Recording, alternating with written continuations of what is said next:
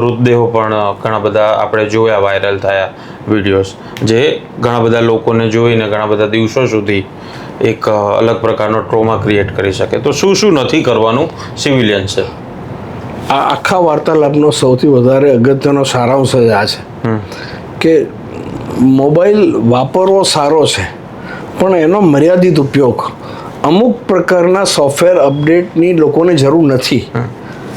આ એવા સોફ્ટવેર અંદર છે કે જેને વાયરલ કરવામાં વધારે સરળતા રહે છે. તમે શું વાયરલ કરી રહ્યા છો અને શું મોકલી રહ્યા છો? પોતાના ઘરમાં સારા, પોતાના લગ્ન પ્રસંગ, પોતાના ઘરના ધાર્મિક પ્રસંગ કે પોતાના મિત્રો જોડે મનાવેલી આનંદની પળોના પિક્ચર બીજાને શેર કરવાને બદલે કોઈ જગ્યાએ દુર્ઘટના બની છે, કોઈ જગ્યાએ કોઈક લોકો મુશ્કેલીમાં મુકાયું છે, કોકનો જીવ ગયો છે, તમે એના ફોટો વાયરલ કરો છો.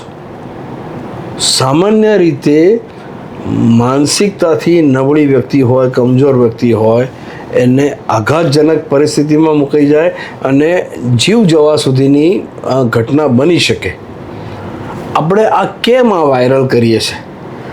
આમાં ચોક્કસ કંટ્રોલ હોવો જોઈએ.